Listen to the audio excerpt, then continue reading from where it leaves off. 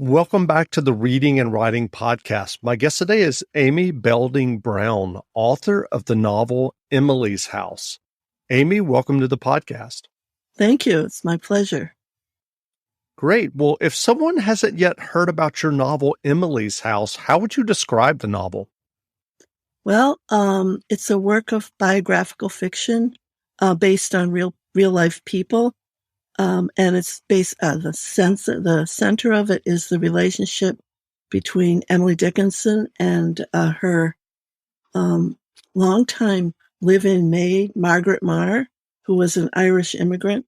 She was a really remarkable person. She actually worked for the Dickinson family for 30 years. And she was there during the last 17 years of Emily's life. And she played a really pivotal role in sharing Emily's poetry of the world that a lot of people don't know about. It's buried in the history. More prominent people in Amherst and stuff get a lot of credit for things that, sort of, if you dig down, she was really at the bottom of some of that. And how did you originally hear about the maid and her impact on getting Emily's work out to the world? Yeah, that's a great question. I was reading, I didn't know, I wanted to write something with Emily Dickinson in it. I knew I didn't really feel competent to write from her point of view. She's just too, a little beyond my bandwidth in terms of brain wordplay and the way she uses words and the way she thought. But so I was reading things of all as much as I could get about Emily with the intention of writing something from some other person's point of view in her circle, possibly one of her relatives. And because I was reading everything, and I came on this book, Maid as Muse by Aoife Murray, and I read that, and it just grabbed me because it explores the book really explores from a nonfictional point of view the Dickinson servants and over the years and their impact on the poet and the other people in the Dickinson family. And sort of starring in that book was Margaret Marr. She really stood out, was really important. And when I read the book, I discovered that it wasn't too much emphasized in the book, but it was there. And so then I went exploring that Emily had actually asked Margaret to burn her poems when she died. And Margaret had, obviously she didn't do that, but she'd been ordered to by her mistress. And I thought that was really interesting. It's sort of a negative way of looking at it. But if she had done what her mistress said, we wouldn't have the bulk of those poems. And what kind of research did you do? I mean, you mentioned this one nonfiction work. Once you discovered that, did you try to find other mentions and other discussions of the maid? Absolutely. I went deep into that. I followed up every thread I could find online and in books. There are references. One of the key things, and I believe it's in Aoife's, in her bibliography, it mentions a lot of the work she used. And I'm pretty sure but anyways, Emily's, her niece, Martha Dickinson, wrote a book about her way after Emily died, but she wrote some books about her. And in one of them is this Emily Dickinson Face to Face is the book. And in it, she described this scene where she and her mother, who was Emily Dickinson's close friend, came on Margaret, with a family called Maggie, and she was crying in the kitchen of the homestead where Emily lived. This was after Emily's death, but not a long time after her death. And they wanted to know why she was crying, and she said she explained it. She was really upset because she was told to burn these poems and she didn't do it, so she felt guilty. And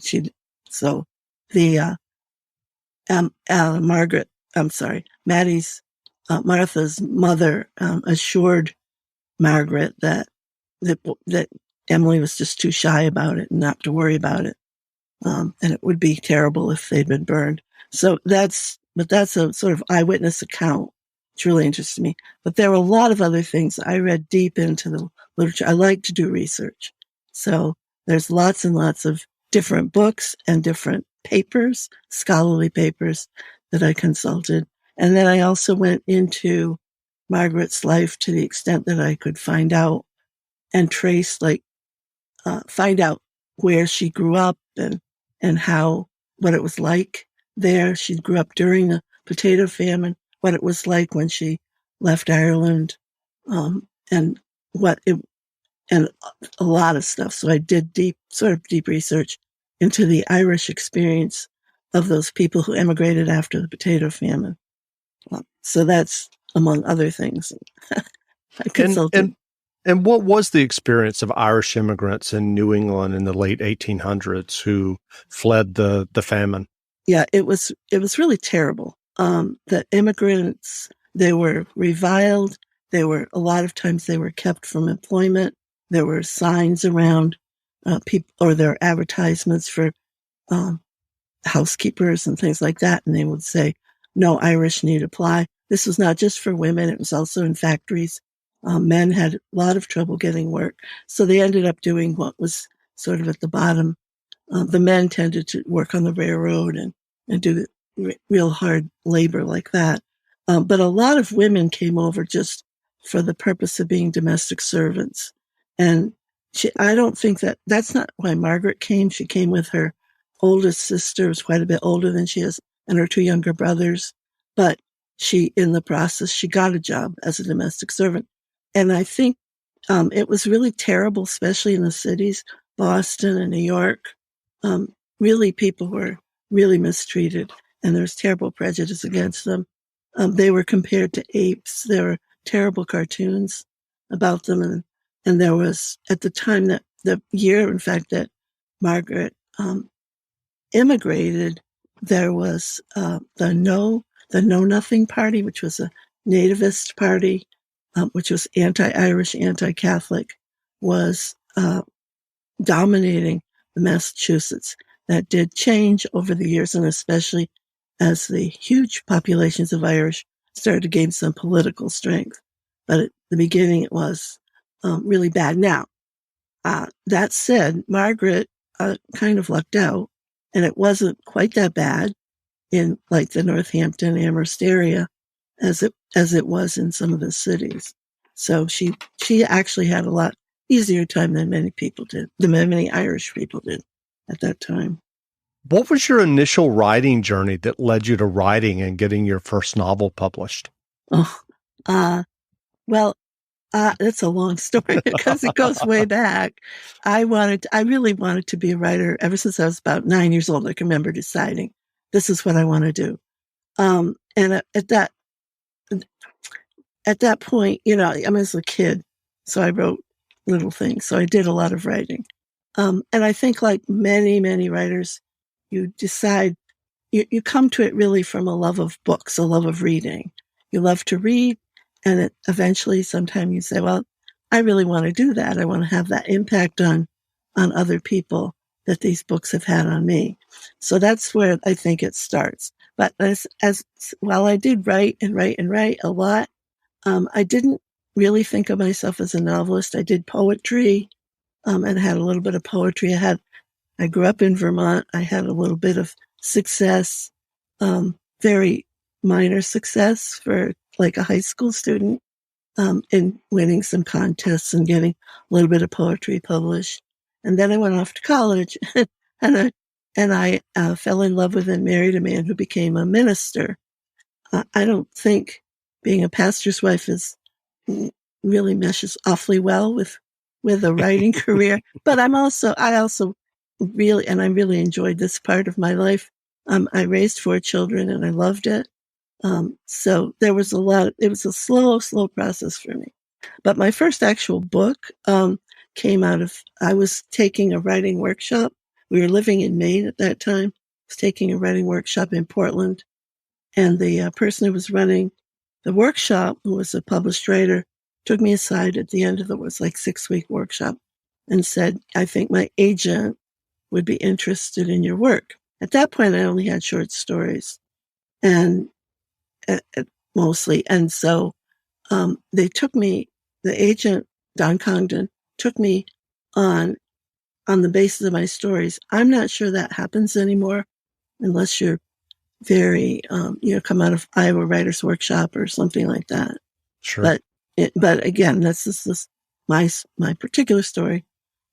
It's not a roadmap for success these days. But and so, anyways, from that, after a while, and I remember the call. Eventually, I got. I don't think he was actually able to place those stories. Some others got placed later, but he did call me up and ask me if I had a novel. And at that point, I said I didn't have a novel, but I was actually working on a romance novel. And it wasn't what I didn't intend to, I mean, it wasn't like my dream to write romance novels. But I had I think, sort of foolish at that point, thought that they wouldn't be too hard. You just have two people and they fall in love, and what's the problem? So anyways, but I mean, had fun with it. And I set it in Maine and on the coast of Maine, which was fun, which I love. And he took it, and what he did was he ended up selling it to Good Housekeeping, which at that time sometimes condensed novels, and they took that and they published that. And from there, it got picked up by St. Martin's Press. And after that, I wrote another one, which is also published. These were just little paperbacks published by St. Martin's Press. And I wrote some more, but they never sold. So I had an agent. Donna had passed me down to Susan Raymer, who was in his agency then. So I've been with her ever since. She's wonderful. But in any case, after that, I just kind of reached the point, well, if I'm no longer on this successful publishing thing, I'll just write what I want. And I've always been interested in history. And I got, someone mentioned, on an email thing, and someone mentioned Lydia Emerson, who's I'd never heard of, but she was Ralph Waldo Emerson's second wife. And so I started looking at her. I started researching about her, and I thought her story was really interesting. She was a brilliant, very talented woman, intellectual, very similar to her husband, but her story had just gotten buried in the mists of time, if you will, or whatever. She just didn't get any credit. So I got really interested in her. I wrote a novel. That was my first historical novel, called Mr. Emerson's Wife. And then after that, I wrote, not right away, I'm very slow at this because I do a lot of research, but I wrote Flight of the Sparrow, which the reason I got into that was interested in that, which is set in 1676, during King Philip's War, which is a unknown, well, it's not unknown, but a war that gets a period of colonial Massachusetts life that gets passed over. But I was interested in Puritans because Emerson, when I found out that Emerson and his crowd were sort of rebelling against their Puritan ancestors, I wanted to know more about the Puritans. So I got deep into that, and that did pretty well. And then I was looking for something else, and Emily Dickinson's always been sort of in the background of my thinking, my world. I grew up with an aunt who loved her poetry, and my grandmother lived in Northampton, which is close by. So Amherst was somewhat of a known quantity to me, although I didn't. Emily Dickinson was always this shadowy, mysterious person. So I think it was partly just to kind of figure her out that I started Emily's House. And I will say that in a very real way, I don't think I ever figured her out quite, but it was an interesting exploration. So I'm curious about your writing process, given that it was a historical novel, and as you mentioned, you did all of this research. Did you outline the novel extensively before you began writing? No, I wish it's been recommended to me. I know a lot of people have great success with this. But and my agent has said, why don't you outline it first? And it's like, I have tried. and it doesn't work for me. I can outline it about halfway through the process. But I have to, again, I'm slow. I have to get the characters first. That's the most important thing. How I do that is I do a lot of research. Then enough research till I get a sense of the character. Then I start my main character. Then I start writing scenes. I put her in scenes and kind of see how she acts. So there's a certain element for me of discovering who the character is by putting them in situations that are probably real or something like it. But we have lots of information about Emily might have done this or Margaret might have done that, but we don't know the details. We don't know what they said to each other, really. It's those kinds of things. So that's a lot of invention there. So I got doing that, and that's once I've done that, then it kind of builds on itself. It somewhat takes on a life of its own, but I'm always get sort of not stopped, but I get to a point where I need to do more research because that process of creating characters on the page raises new questions for me. So then I have to go and research some more, which again, this part I love. So it's not an issue for me. Have you started working on another novel yet? I've just begun. I'm in the very early stages of writing a novel that's set in Vermont during the Revolutionary War. So it's I like to have new eras each time. So that's where that's at. And it's very early. So I'm still in the exploratory stage and doing mostly research with a little bit of trying to write my possible character into some situations. Great. Well, what writing advice would you offer for those who are working on their own stories and novels? I think it's always like everybody has to find their own way of doing it. But my advice is always to read a lot, read some more, and then write a lot. It sounds, it's not flip. It just really takes a lot of reading and a lot of writing to do it well. And the big thing is to be persistent. If you want to publish, you just have to stick with it. And there's tons of rejection that comes with this package. So you should never do it if you don't love it. If there's not some part of you that would do it anyway, even if there was no prospect of publication, then you probably shouldn't bother. But that's my advice. And what keeps you going through those rejections? Is it just the love of the writing and story? Yeah, I mean, it's always discouraging to get a rejection, and I'll have a few days where I'm like, ugh. But I've never gotten to the point where I want to give it up because for me, there's some sort of reward just in doing it. It's almost like a thing I have to do. It's like a little like eating, every day you have to eat a little bit at least. And it's so that I feel when I'm not writing, when I'm not having it, when I go for a few days or certainly more than a week without writing anything, be it poetry, it doesn't have to be a novel, but then I start to feel like I'm not centered anymore. It's a centering thing for me too. So that's great. Well, what novels or nonfiction books have you read recently that you enjoyed? I've been reading Kate Atkinson's books lately. Her novels about Jackson Brodie, and sometimes I'll read books that I don't really enjoy, so I won't go into that. But I've enjoyed that. I liked. I'm going to forget her name. The Vanishing Half, I think. Is that right? Yes. Brett Bennett. That's her name. But whenever I get this question, I'm always sort of like, because I read a lot and I should keep a log of what I read, and I don't. I really love. I read some historical fiction, but I don't do it exclusively. I love the work of Ann Patchett, and I love the work of Elizabeth Strout. I'll read just about anything they've written when it comes out. So, but I also love Hilary Mantel's historical books. So it's kind of all over the map. Sure. Well, where can people find you online if they'd like to learn more about you and your novels? Well, I have a website. It's amybeldingbrown.net. And I'm also on Facebook. And again, it's Amy Belding Brown author on Facebook.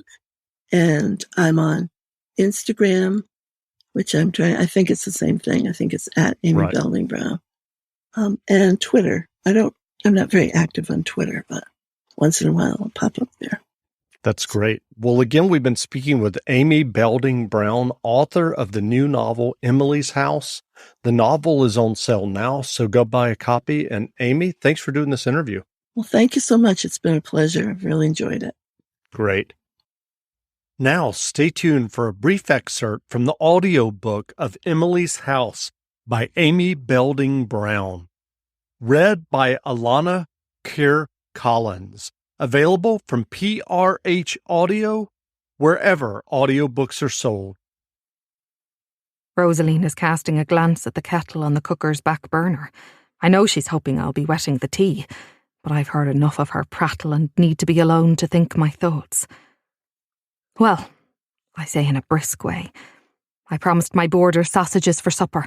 'Tis sorry I am I can't be offering you a cup of tea, but it's getting on toward noon and my casings won't be stuffing themselves, and I expect you've got errands to be doing. I give her a kindly nod to gentle the sting. She looks a bit startled, but up she gets and fidgets herself into her coat, and soon enough I'm bundling her out the door. Sure, I'm glad to be seeing the back of her, though I know she'll likely be spending what's left of the morning noising it all over Amherst that Miss Margaret Maher's too full of herself to be sharing a cup of tea with a friend. As soon as she's out the door, it strikes me I could have been right about the maid story. It might not even be true. Wouldn't be the first time Rosaline scattered fables amidst her gossip. From the window I watch her pass my brother-in-law's house and across the yard to the train depot. Wonder how many other ears she'll be bending before she gets home today. Seems strange I didn't hear her news from my niece first. Nell's always stopping by to tell me what she hears around town. Makes it all the more unlikely there's reason to believe Rosaline. The more I think on it, the less sense it makes. Why in heaven's name would Mattie D be selling the homestead? She loves the place as much as I do, surely. She's the last of the Dickinson line to own it, and she knows the big yellow house is a treasure, sitting so proud behind its handsome hedge and fence.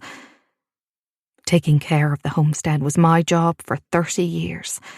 When I left back in 1899 and walked down Main Street to my sister's place in Kelly Square, I thought I was shed of the Dickinsons for good. Felt like a blessing that sorry day, with Emily and Austin and Vinny all gone to their graves and the house shut up like a tomb. Now I can't pass the place without wanting to take another peek inside. I'm always glancing at the upstairs west windows, where Emily's bedroom was. More than once I've spied a white flutter there and wondered, was it a trick of the light, or maybe her ghost? The queer thing is, I always walk on feeling more comfort than chill, as if the place is consecrated. Mattie D inherited everything after Vinny died, the houses and land and all her grandfather's money. Last time I saw her was at her mother's funeral. But I remember her best as a girl running along the path between the homestead and the evergreens, carrying notes back and forth between her mother and Emily. 40 years ago it must have been. She was lively and full of spark as Emily herself. The pair of them headstrong and fierce, full of secrets and schemes. Used to think they were clever as new minted dollars. But Mattie D sometimes uses her cunning in heedless ways, like running off to Europe and marrying a Russian, like renting out the homestead. That unsettled me, to be sure, but I saw the need. A house needs people living inside, or it goes to ruin. Needs curtains at the windows and lamplight glowing in the parlours at dusk. Needs the clinking of silverware on china and the creaking of stairs from time to time as folks go up and down. It's calmed me knowing it still belongs to a Dickinson. It's plain I need to find out what's true and what's not, before it's too late. And at the minute, smack in the midst of stuffing sausage casings, I resolve to pay a call to the Evergreens this very afternoon. I'll talk to Mattie D face to face and root out the truth, and if need be, I'll give her a piece of my mind. I finish up quick with the sausages and give the table and counters a good scrubbing. Scrub my hands too to get the sausage smell off them, and then, for good measure, I rub them with a dollop of Heinz honey and almond cream from the bottle Nell gave me last Christmas. In my bedroom I change into a clean skirt and blouse, and for good luck, pin my new hat to my head at a jaunty angle. It's when I'm regarding myself in the mirror I'm struck by a familiar jingly feeling, like I'm starting on a new adventure. Seems the homestead still has the same uncanny pull on me it did back in 1869 when I first came under its spell.